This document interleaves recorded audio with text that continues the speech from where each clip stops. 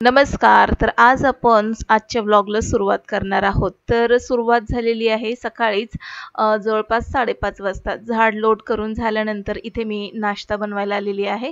तर रात्रीच मी हा साबुदाणा भिजत टाकला होता आणि 1 इंच साबुदाण्यावर पाणी ठेवायचं म्हणजे सकाळपर्यंत खूप छान असं साबुदाणा भिजून तयार होतो.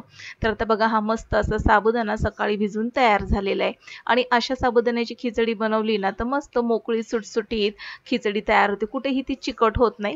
तर आता हा साबुदाणा मी काय उपवासाला बनवलेले नाहीये, नाश्त्याला बनवायचा हा साबुदाणा. तर इथे कढईमध्ये जवळपास मी 2 चमचे तेल घालून घेते आणि यामध्ये जिरी वगैरे घालून घ्यायची आहे. तर बरेच जण ना म्हणजे उपवास जर असेल तर जिरं किंवा मग कोथिंबीर, लिंबू असे प्रकार खात नाहीत. तर आता हा नाश्त्याला बनवायचा आहे म्हणून इथे मी जिरं घातलेलं आहे आणि मिरच्या घातलेल्या आहेत 5 ते 6 चिरून आणि यामध्ये कच्चं शेंगदाण्याचं कूट घालते मी. तर बऱ्याचदा शेंगदाणे भाजून त्याचं कूट आपण करून ठेवतो, पण मला ही पद्धत सगळ्यात जास्त सोपी वाटते. तर कच्चं शेंगदाण्याचं कूट ना छान असं सोनेरी रंगावरती परतून घ्यायचं. आता असं केल्यामुळे काय होतं, एकतर साबुदाण्याला खमंग अशी चव येते, शेंगदाण्याचं कूट मस्त आतपर्यंत असं परतलं जातं, कुरकुरीत असं तयार होतं आणि दुसरी गोष्ट म्हणजे साबुदाणा बनवून खूप छान असा रंग येतो आणि चवदार असा हा साबुदाणा बनून तयार होतो. यामध्ये चवीनुसार मीठ घालून घेतलंय आणि पुन्हा एकदा व्यवस्थित मिक्स करून घेऊया. तर व्यवस्थित याला आपण मिक्स करून घेऊन यावरती झाकण ठेवायचं. कसं आहे बरेच जण झाकण ठेवत नाहीत आणि फक्त साबुदाणा असा परतूनच छान असं साबुदाणा बनवून घेतात.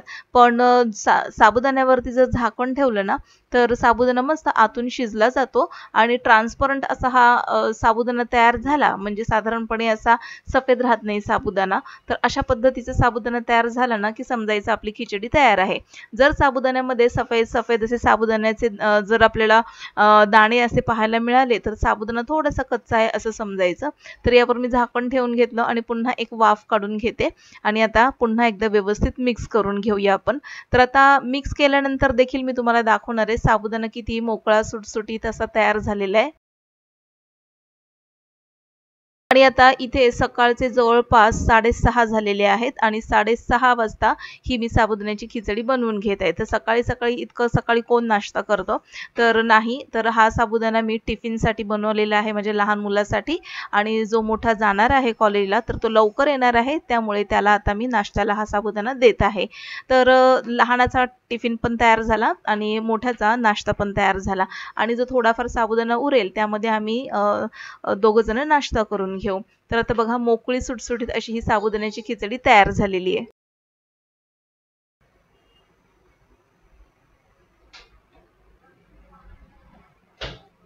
उपवासाला साबुदाणा आपण असंच खातो. तर यावर जर दही असेल तर दही टाकून किंवा लिंबू पिळून खाऊ शकता.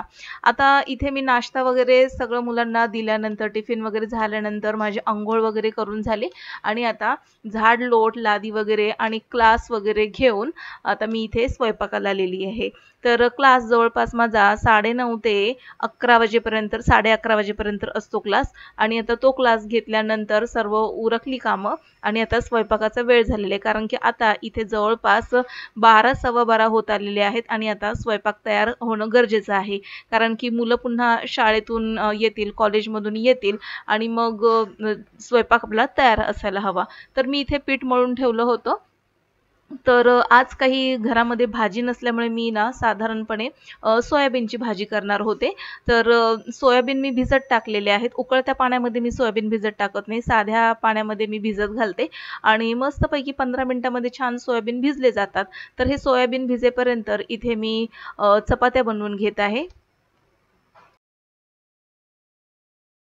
तर कणिक काय करायचं, कणिक भिजवून थोड्या वेळ जर आपण ठेवली ना, तर मस्त त्याच्या चपात्या बनतात मऊ लुसलुशीत आणि चपाती बनवत असताना आतून व्यवस्थित छान असं तेल लावून घेतलं ना, मस्त मऊ लुसलुशीत त्या चपात्या राहतात आणि बऱ्याच वेळ ह्या चपात्या टिकून राहतात. आता मी गरम-गरम चपात्या बनवून घेत आहे, त्यामुळे मस्त जेवणाला गरमागरम चपात्या आता मिळणार आहेत. सकाळी काही मी भाजी चपाती केली नव्हती, साबुदाणाच केला होता, त्यामुळे आता जेवणासाठी चपात्या बनवून घेत आहे. तर चपाती तुम्ही पाहू शकता मस्त अशी अशी तव्यावर घातलेली चपाती टम्म फुगते आणि जास्त काही चपाती करायला मला वेळ लागत नाही। तर तव्यावरची चपाती शेकेपर्यंत खालची चपाती तयार झाली पाहिजे। याने काय होतं की आपलं गॅस वाचतो, वेळ वाचतो आणि झटपट कामं देखील उरकली जातात। तर गॅसवरची चपाती देखील मस्त अशी टम्म फुगलेली आहे। तर अशा पद्धतीने आतून तेल लावलं आणि चपाती करत असताना वरतून जरी तेल लावलं ना चपातीला किंवा जर तुम्ही तूप खात असाल, जर तूप लावलं ना तरी मस्त खमंग अशी गरमागरम चपाती आपल्याला खायला मिळते आणि जेवणाची लज्जत वाढते। तर आता ही दुसरी चपाती देखील आता माझी खाली लाटून तयार झालेली आहे। तर आमच्याकडे ना साधारणपणे चपात्या सगळ्या किनारीपर्यंत व्यवस्थित भाजलेल्या आवडतात। त्यामुळे इथे मी चपाती फोल्ड करून दोन्ही बाजूनी आता ही चपाती व्यवस्थित शेकून घेते। तर अशी गरम-गरम चपाती जेवणामध्ये असेल ना, तर मस्त जेवण जरा 2 घास जास्तच जातं। तर आता इथे बघा ह्या चपात्या मी सगळ्या बनवून घेत आहे आणि अशा पद्धतीने ही चपाती बघा मस्तपैकी खरपूस लालसर रंगावरती मी शेकून घेतलेली आहे। तर लहान मुलं असतील ना, तर गरमागरम चपाती तूप लावून जर दिली, तर मस्त आवडीने खातात ती।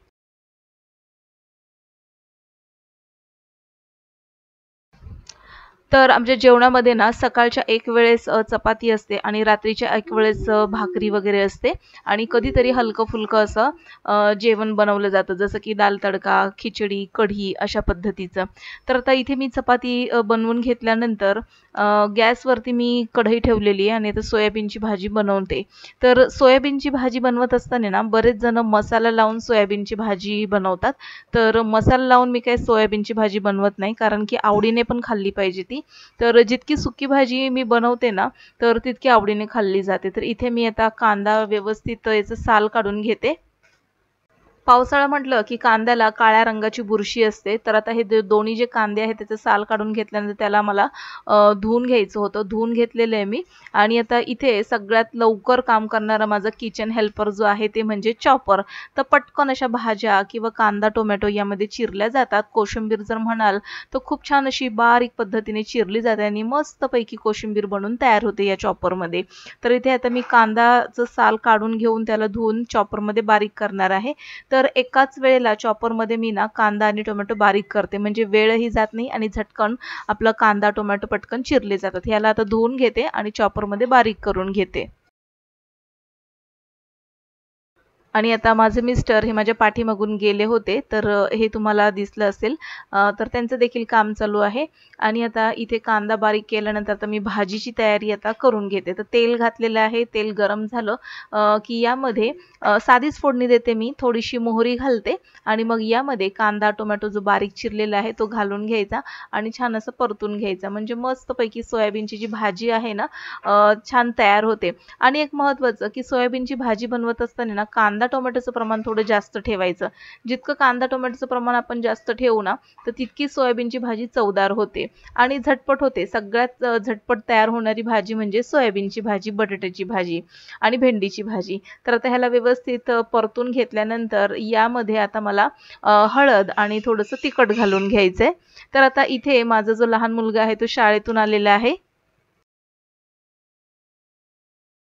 तर पटकन स्वयंपाक करण्याची मला घाई लागलेली आहे कारण की आता जवळपास 12:40 होत आलेले आहेत आणि आता इथे माझा लहान मुलगा शाळेतून आलेला आहे।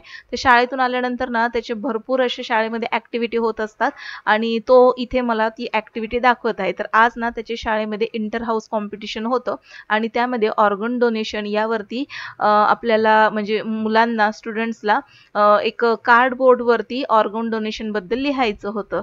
तर ह्याने मस्तपैकी असं ड्रॉ केलेलं आहे कार्डबोर्डवरती जसं की हार्ट झालं, त्याच्यानंतर लंग्स झाले, किडनी झाली, डोळे झाले, तर त्याबद्दल स्लोगन लिहायच्या होत्या। तर छान अशा स्लोगन मी आदल्या दिवशी त्याच्याकडून तयार करून घेतलेल्या आणि कार्डबोर्डवरती कसं चित्र ड्रॉ करायचं हे देखील मी त्याला सांगितलं होतं। तर तशा पद्धतीने त्याने त्याच्या पद्धतीने केलेलं आहे, तरी देखील उत्तम त्याने केलं असं मला वाटतं। तर इथे कांदा टोमॅटो व्यवस्थित परतून झाल्यानंतर यामध्ये आता भिजवलेले सोयाबीन घालून घेते।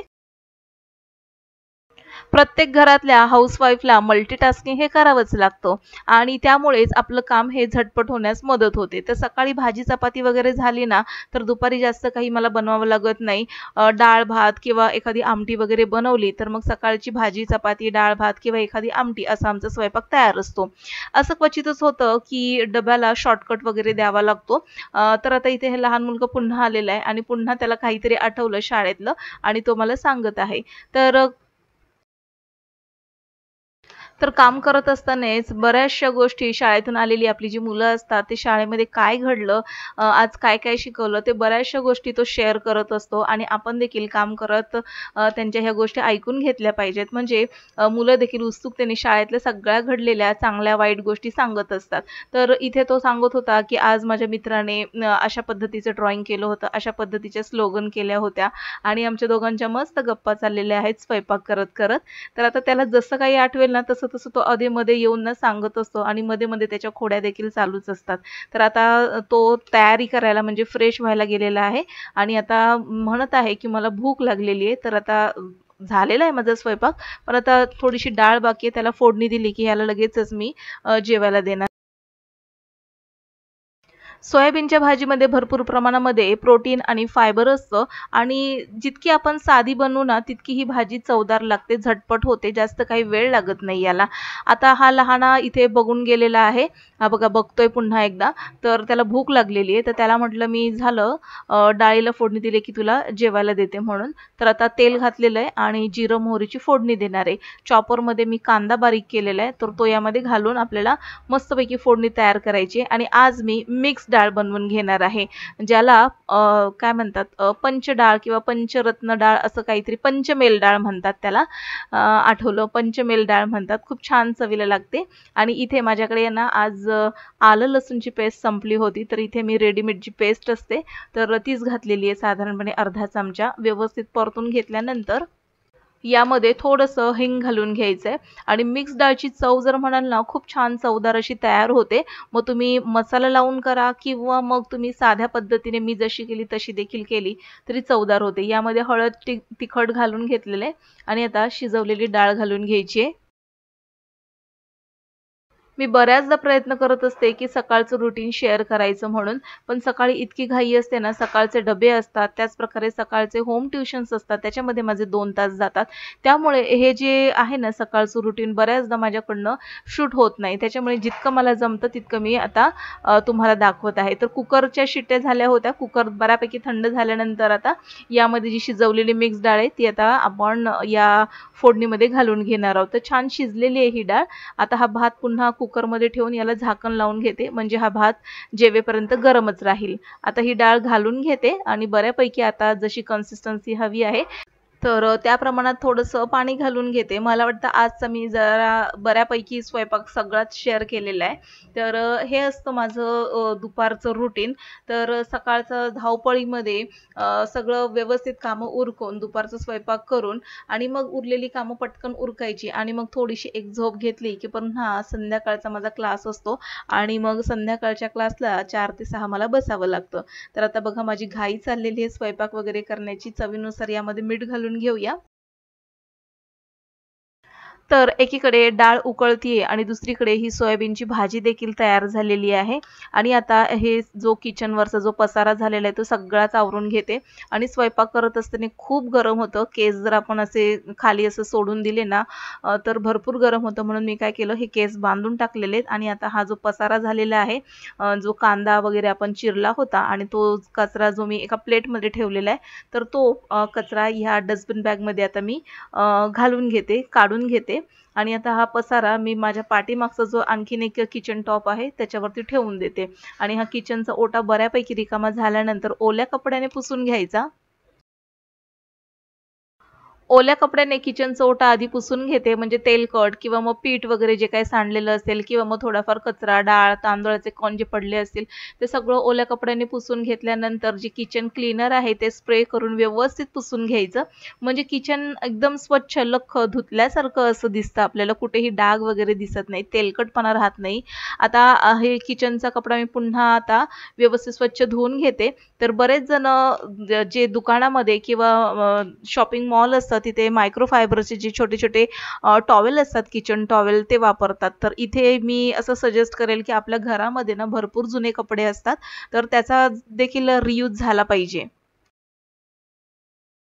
असं केल्याने काय होतं, की जे जुने कपडे आहेत ते असेच फेकून देण्यापेक्षा ते वापरात येतात आणि जुने कपडे आपण 4 ते 5 वेळा जरी वापरले ना असे किचन पुसण्यासाठी, तर ते आपण फेकून पण देऊ शकतो आणि ते जुने कपडे वापरात पण येतात. आता किचन ओटा व्यवस्थित किचन क्लीनरने साफ केल्यानंतर बघा मस्त स्वच्छ असा दिसत आहे आणि लागलीच इथे मी किचनमध्ये जे स्वयंपाकाची भांडी पडली होती ती देखील स्वच्छ घासून घेतलेली आहेत.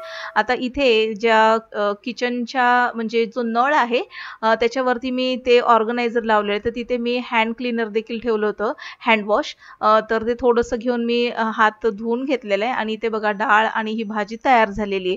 तर आता इथे पटकन मी ताटं बनवून घेते जेवणासाठी, कारण की आत्ता बरोबर 1 वाजलेला आहे आणि जवळपास 1 वाजता ते 1 ते 1:30च्या आसपास आमचा जेवणाचा वेळ असतो. तर आता इथे मी ताट बनवून घेतलेलं आहे.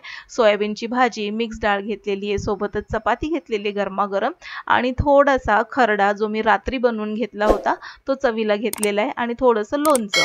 तर हे आहे आजचं जेवण. तर या जेवायला आणि आजचा व्लॉग कसा वाटला तुम्हाला हे मला कमेंट बॉक्समध्ये नक्की लिहून कळवा.